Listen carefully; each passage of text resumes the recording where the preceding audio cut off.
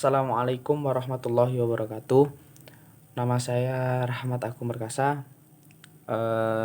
Di sini saya membuat video dengan tujuan untuk melaksanakan atau memenuhi tugas dari kelas fikih muamalah yang diampu oleh Ustadzah Asna.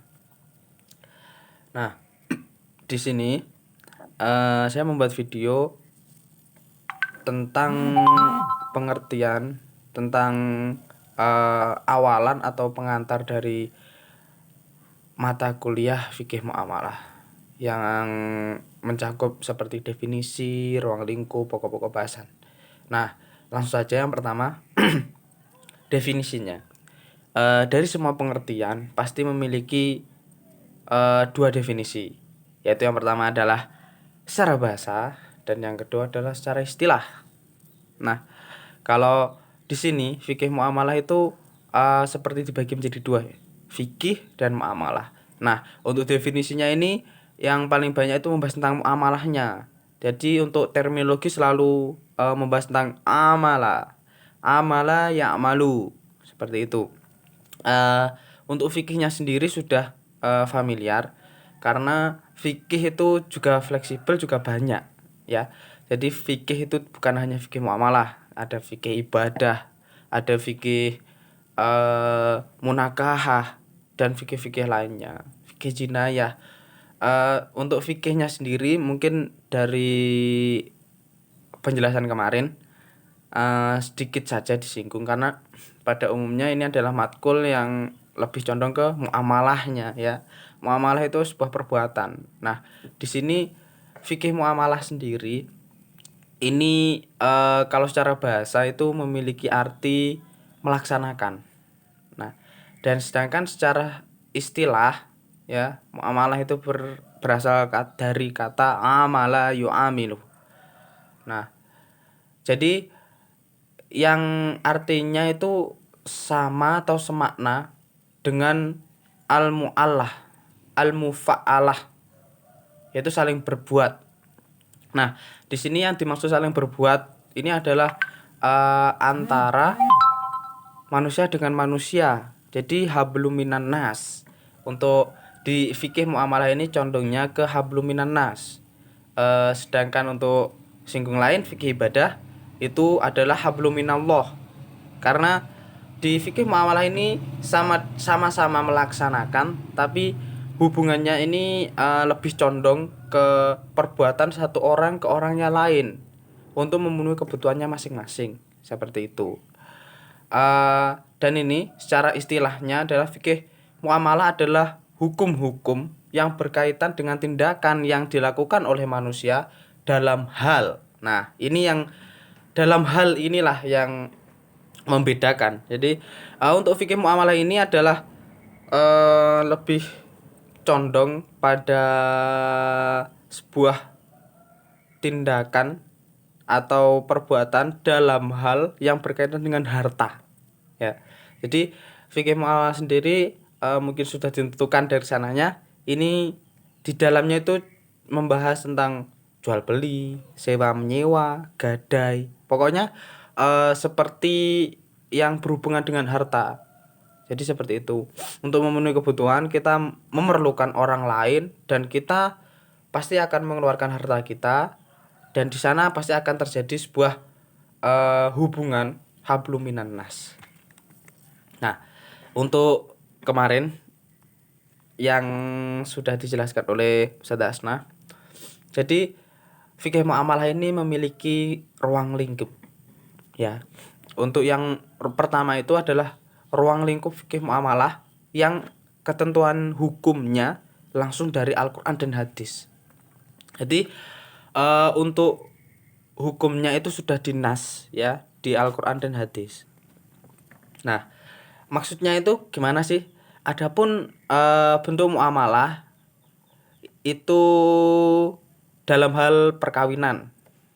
Nah, ini contoh muamalah yang sudah dinaskan dalam Al-Quran dan hadis ya. Ini sebuah seperti ini kan juga muamalah gitu. Tapi mungkin yang seperti ini masuknya ke fikih yang munakah ya, karena contohnya itu dalam hal perkawinan dan akibatnya. Nah, ini kan. Jadi muamalahnya ini yang sudah dinaskan dalam Al-Qur'an itu kebanyakan adalah tentang perkawinan, ya, seperti tazawwaj, seperti talak, rujuk, warisan, demikian juga yang lain, seperti pengharuman babi, anjing, dan juga riba. Nah, yang terakhir ini riba.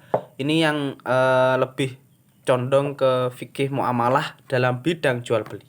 Di sana pasti ada pembahasan tentang riba. Dan juga ada apa?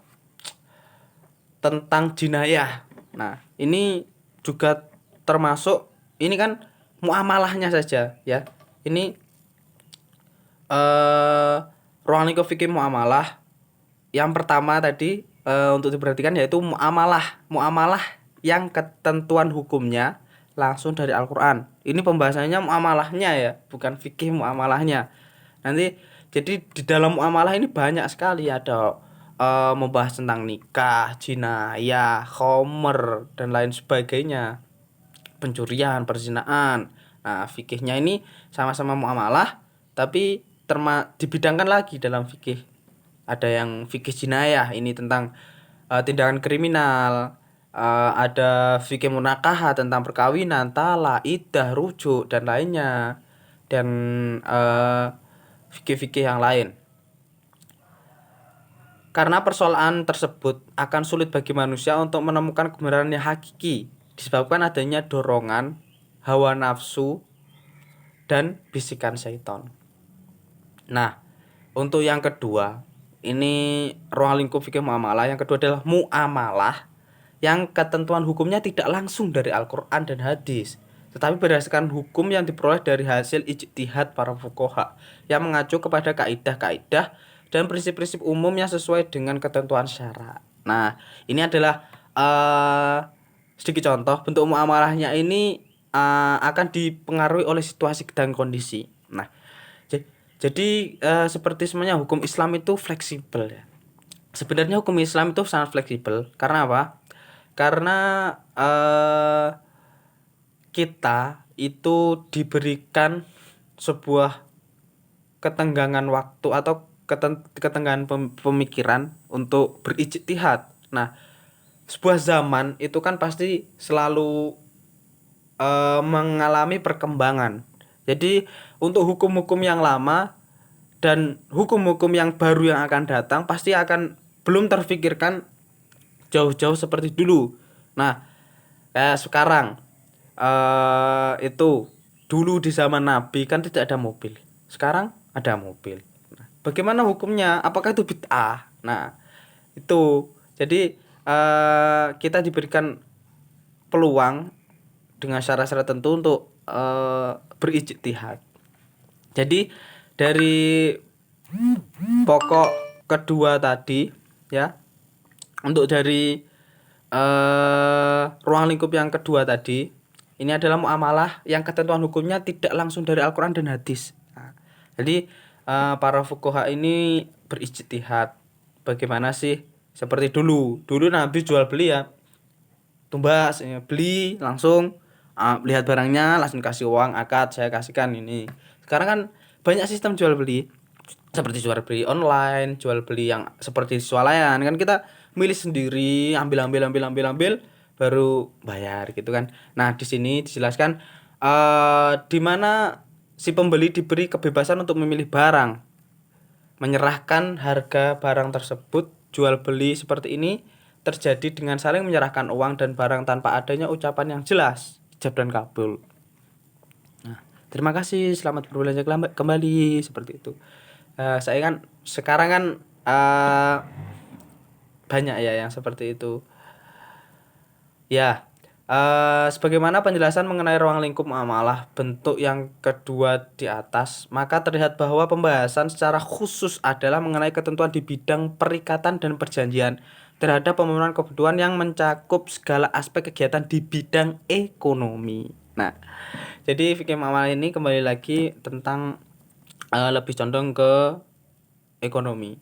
Kegiatan di bidang ekonomi ini lengkap pembahasannya dapat dibedakan menjadi dua bagian. Ini dibagi lagi ya tentang pembagian ekonomi. Menurut bagian pertama membahas tentang bagaimana tata cara pelaksanaannya, ya. Yang ini bersifat adabiah. Yang kedua, bentuk-bentuk transaksi. Ini pembagiannya yang pertama adalah adabiah dan madiyah. Nah, yang pertama ada caranya itu gimana sih? Pelaksanaannya gimana? Dan yang kedua itu bentuk-bentuk transaksinya itu seperti apa gitu. Nah, jadi langsung saja selanjutnya yaitu membahas tentang asas-asas fikih muamalah. Asas itu merupakan dasar ya. Kalau asasnya koperasi itu apa ya? Saling menguntungkan atau apa itu? Kekeluargaan. Nah, asasnya koperasi kekeluargaan. Kalau di asasnya fikih muamalah adalah suatu yang absolut atau yang mutlak, artinya penerapan asas harus mempertimbangkan keadaan khusus dan keadaan yang berubah-ubah. Macam-macam asasnya adalah yang pertama, asas adalah keadilan atau pemerataan. Jadi asas yang pertama adalah keadilan. Jadi dalam bidang muamalah ini prinsipnya muamalah bertujuan agar harta tidak hanya dikuasai oleh segelintir. Nah, yang pertama ini keadilan ya. Jadi yang kaya tidak semakin kaya, yang miskin tidak semakin diinjak-injak. Jadi seperti itu. Maka itu dalam muamalahnya kita dianjurkan untuk sedekah, zakat dan infak. Yang kedua adalah yang selanjutnya adalah asas muawanah, yaitu mewajibkan seluruh muslim untuk tolong menolong dan membuat kemitraan. Maksudnya ini kemitraan itu jadi kita seperti membuat kerjasama yang saling menguntungkan gitu. Yang pemberi modal untung, pekerjanya juga untung. Jadi seperti itu. Jadi muawanah ya. Jadi dilakukan dalam bisnis yang dilakukan oleh dua pihak atau lebih dalam jangka waktu tertentu untuk meraih keuntungan bersama. Jadi kita bekerja ini bersama-sama. Yang selanjutnya adalah asas musyarakah. Mohon maaf. Bahwa dalam asas musyarakah ini juga saling menguntungkan.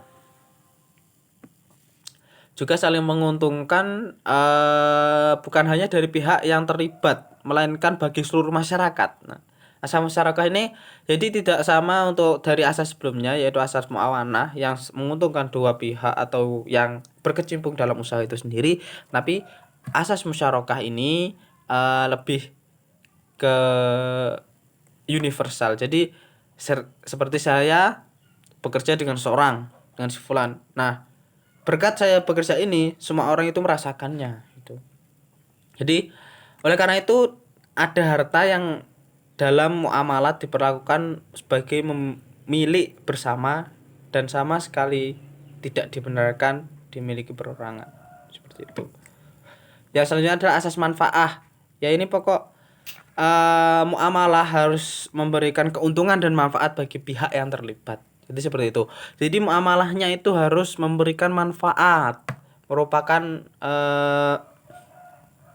ini berkesinambungan dengan prinsip yang lain, yaitu ta'awun, tolong menolong, atau muawanah, saling percaya, seperti itu. Sehingga asas ini bertujuan menciptakan kerjasama antar individu atau pihak-pihak dalam masyarakat dalam rangka saling memenuhi keperluan masing-masing gitu.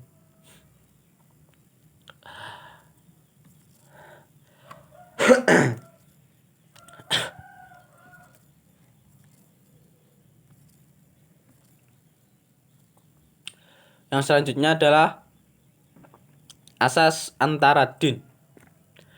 Merupakan muamalah antar individu atau antar pihak harus berdasarkan kerelaan masing-masing. Jadi semuanya itu tentang kerelaan. Yang selanjutnya adalah tentang adamul gharar. Muamalah tidak boleh ya. Jadi muamalah itu ada yang tidak diperbolehkan, seperti kebebasan membuat akad. Setiap orang menjadi membuat akad jenis apapun tanpa terikat pada nama-nama yang telah ditentukan dalam undang-undang syariah dan memasukkan klausul apa saja yang dalam akad harta bersama jadi batil. Yang adamul gharar ini ya, yang tidak diperbolehkan. Asas musawwah. Tadi kalau muawanah, ini musawwah. Dari pelaku usaha. Oh, mohon maaf, salah. Jadi ini adalah adamul gharar, mohon maaf. Adamul gharar ini adalah tidak boleh ada gharar. Nah, adamul gharar itu jadi dalam amanah itu tidak ada seperti tipu ya, tipu daya itu tidak diperbolehkan. Nah, yang ini yang tidak boleh itu adalah yang pertama kalau yang pertama ada maisir ya. Maisir bisa judi, seperti judi. Jadi seperti judi, perjudian yang satu untung satu rugi. Nah, ini pembahasannya banyak sekali tentang judi. Yang selanjutnya adalah gharar. Gharar itu transaksinya masih belum jelas. Jadi mungkin ini menjadi pembahasan tentang para mujtahid, bagaimana kan untuk online kan barangnya juga belum jelas gitu kan. Nanti bisa kena khiyar enggak? Khiyar IP, khiyar apa gitu kan. Soalnya kan barangnya belum jelas. Seperti itu. Yang pertama adalah haram. Ketika objek yang diperjualbelikan ini haram, jadi hukumnya itu haram, enggak boleh. Akhirnya ada riba. Riba itu tidak boleh juga. Karena riba itu seperti mengambil keuntungan yang di luar apa ya, seperti salah satunya merugikan. Antara transaksi pertukaran barang sejenis namun tidak sama kualitasnya. Nah, saya beli HP tapi harganya laptop. Nah, seperti itu. Sisanya itu kan uangnya riba. Nah, ini juga menjadi pembahasan lagi bagaimana tentang kalau kita deposito bunga. Nah, seperti itu. Deposito bunga itu kan jelas-jelas riba. Tapi gimana lagi? Namanya juga menabung gitu kan. Yang selanjutnya adalah batil. Dalam transaksi ini harus dijunjung adalah tidak ada kezoliman yang dirasa pihak-pihak yang terlibat, semuanya harus sama rela, adil. Mungkin itu sedikit tentang definisi ruang lingkup dan asas-asas yang diperbolehkan dan tidak diperbolehkan. Mohon maaf jika ada salahnya. Nanti silahkan di komen, mungkin salah, banyak salahnya. Nanti bisa kita review lagi tentang pembahasan fikih muamalah lainnya yang lebih mendalam, seperti masuk ke jual beli, sewa menyewa dan lainnya. Mungkin saja sekian dari saya. Wassalamualaikum warahmatullahi wabarakatuh.